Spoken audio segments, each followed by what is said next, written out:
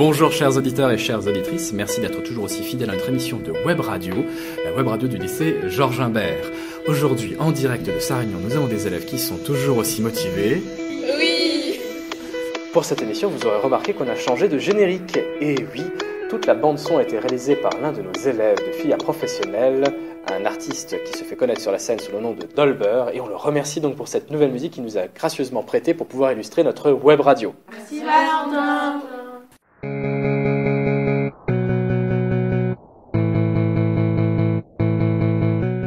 Marie, de quoi tu vas nous parler aujourd'hui ? Bonjour à tous. Cette semaine, je ne savais pas quoi faire, donc je me suis dit pourquoi pas aller faire un petit coucou à mon pote Neymar, parce que ça faisait un petit moment que je ne l'avais plus vu. Je vous cache pas que j'étais surprise de le voir tellement mal. Il avait les larmes aux yeux quand il m'a raconté avant de jouer son match de l'équipe du Brésil contre le Japon toutes les conneries que disent les journaux sur lui. Pendant tout le long du match, je repensais à ce qu'il m'avait confié. En effet, des journaux disent qu'il ne s'entend pas du tout avec ses coéquipiers du PSG et que donc il voulait retourner dans son ancien club. Non mais j'hallucine. En plus, il joue très bien et surtout il a aucun problème avec ses coéquipiers du PSG, contrairement à ce que racontent les journaux.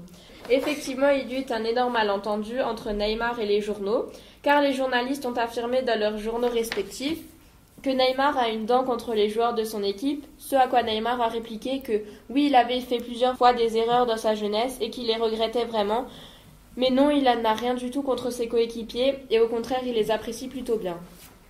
Donc dès qu'il eut terminé son match, je l'ai invité sur l'estrade de conférence de presse pour qu'il puisse enfin dire la vérité et surtout pour qu'il puisse dire qu'il n'a aucun problème avec le PSG et ses coéquipiers. C'est donc ce qu'il a fait et puis maintenant il va beaucoup mieux. D'ailleurs, il m'a dit de vous saluer de sa part. Mais ça c'est très gentil, merci. Bon, voilà, donc c'est sur ce petit salut de Neymar que je passe la parole à Dipti. Merci beaucoup.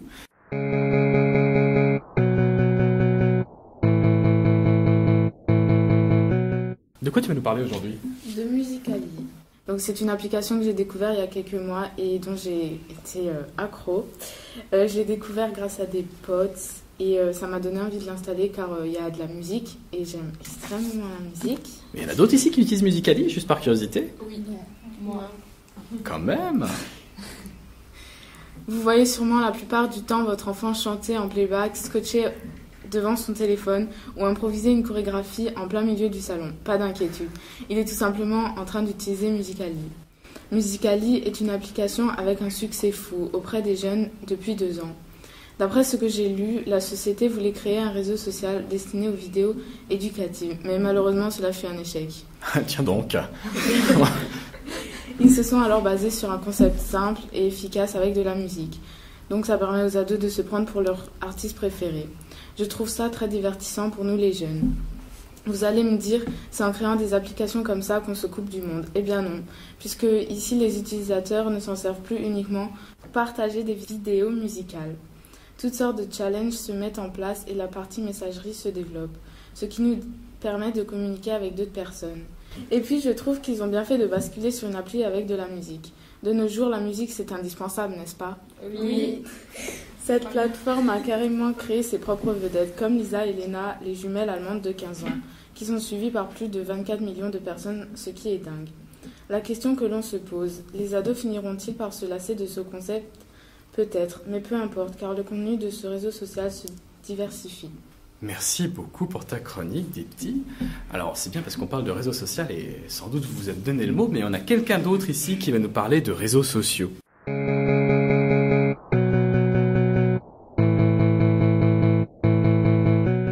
Bonjour Océane. Bonjour tout le monde. Après Trump et la mode, je vais rester dans ce qui caractérise notre monde et qui touche tout le monde, les réseaux sociaux. Facebook, Twitter, Instagram et encore bien d'autres. L'Obs a carrément consacré un article là-dessus. Mais peut-on vraiment s'en passer ? Au jour d'aujourd'hui, ces réseaux prennent de plus en plus de place dans notre vie. J'ai interviewé Coralie, 16 ans, et voilà, elle me raconte qu'elle est accro à ça et qu'elle ne passe pas une journée sans utiliser Snapchat ou Facebook. Après une petite Coralie de 16 ans, je passe à un gros monument des réseaux sociaux, Mark Zuckerberg. Joli. J'ai réussi. M'a expliqué qu'il a créé Facebook pour qu'on le puisse faire des rencontres à travers le monde et joindre des amis perdus de vue. C'est vrai que de savoir ce que Laura a mangé hier et ce que Pierre a acheté un nouveau jeu vidéo, c'est très intéressant. C'est comme être nu dans la rue tant qu'on y est. Et surtout, on fait des rencontres avec beau gosse du 67, 35 ans qui te demandent un ami alors que tu n'as que 15 ans et que tu aimes les photos de chats. Ouh, ça sent le vécu, ça. Juste un peu. C'est vrai que là, Facebook est génial. Sur ce, je ne vais pas vous déranger plus longtemps.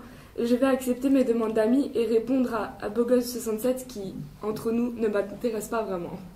Merci beaucoup, Océane, pour cette chronique qui nous permet aussi de parler du coup d'identité numérique, mais nous aurons l'occasion d'y revenir au cours de l'année. Merci. De rien. Je cède tout de suite la parole à Ilona.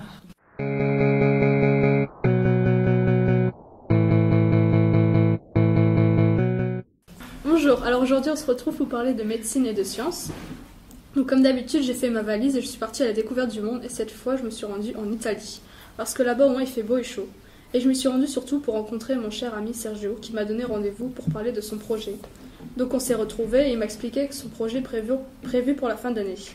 Le médecin Canavero veut faire une greffe de tête sur un corps humain. Cette greffe a pour but de donner une seconde chance, un nouveau corps aux patients paralysés ou atteints de dysfonctionnement neuromusculaire, paraplégique et tétraplégique.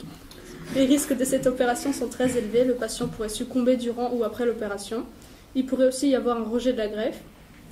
C'est pas très rassurant tout ça. Des tests ont déjà été effectués sur des singes, mais on ne sait pas encore si l'expérience est réussie. Mais où avait-il la tête pour avoir une telle idée ? Le premier patient sera un citoyen chinois. On ne connaît pas encore son identité et on ne sait rien par rapport à son consentement et à celui du donneur. Et l'identité juridique du patient sera-t-elle celle de la tête ou du corps ? Et que sera celle des éventuels enfants nés après la greffe du patient ? Sur ce, moi je vous laisse, on se retrouve la semaine prochaine. Bonne journée à tous. Mais merci.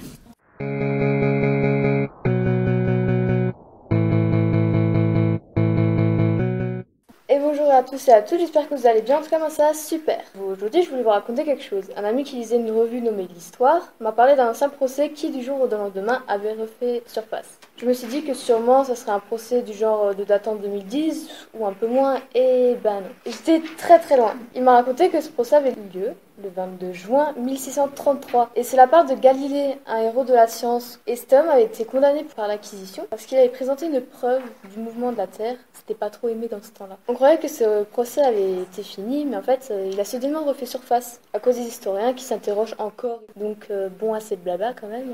Donc je vous laisse, bonne journée à vous, portez-vous bien et à bientôt pour un prochain article. Mais merci beaucoup, Lucie.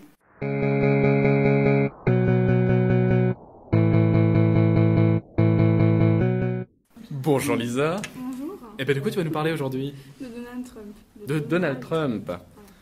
Alors ce matin, je lisais le Courrier international pépère dans mon canapé, puis j'ai remarqué sur une page que notre cher Donald Trump a encore fait parler de lui. Il est vrai que parfois Trump n'arrive pas à suivre le fil de ses mensonges.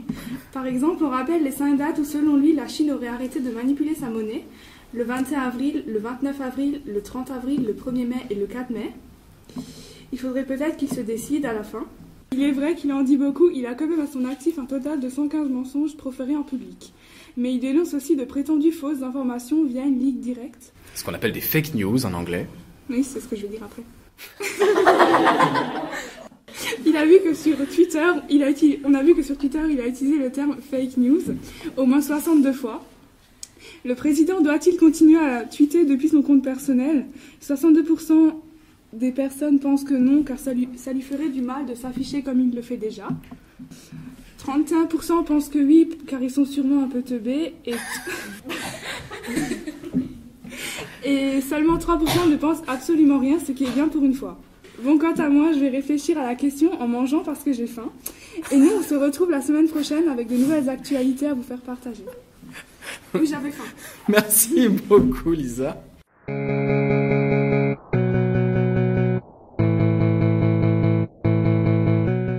Mélissa, gardons donc ta dernière intervention pour la fin. Vous devinerez jamais ce qu'il s'est passé au Leclerc à Trélissac en Dordogne. Eh bien, je vais vous raconter. J'étais avec une copine, on promenait jusque-là, tout va bien. On rentre dans un café et sur la table est posé le journal Marianne. Je commence alors à le feuilleter et je tombe sur un article de fou.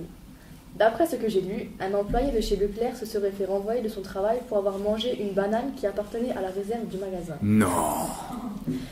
Imaginez, si vous vous faites renvoyer de votre travail pour avoir mangé une banane. 5 fruits et légumes par jour. Je crois que je reste au chômage le restant de ma vie dans ce cas. L'avocat de ce pauvre mangeur de bananes conteste le vol en disant « Le bien lui appartenait » et précise qu'il devait absolument manger pour éviter l'hypoglycémie. La direction de Leclerc maintient sa décision, selon eux, c'est une question de principe. Je trouve que pour avoir mangé une minable petite banane, l'exclusion n'est pas méritée. J'espère que vous pensez comme moi, sinon ne devenez pas chef d'entreprise. Un dernier conseil avant de vous laisser, ne mangez pas de banane sur votre lieu de travail. Merci pour cet article. Merci beaucoup Mélissa. Nous vous remercions d'être toujours fidèles à l'antenne, de liker, de partager également l'émission pour soutenir le travail de nos élèves. On se retrouve la semaine prochaine. D'ici là, on vous souhaite à toutes et à tous une très bonne semaine. Au revoir.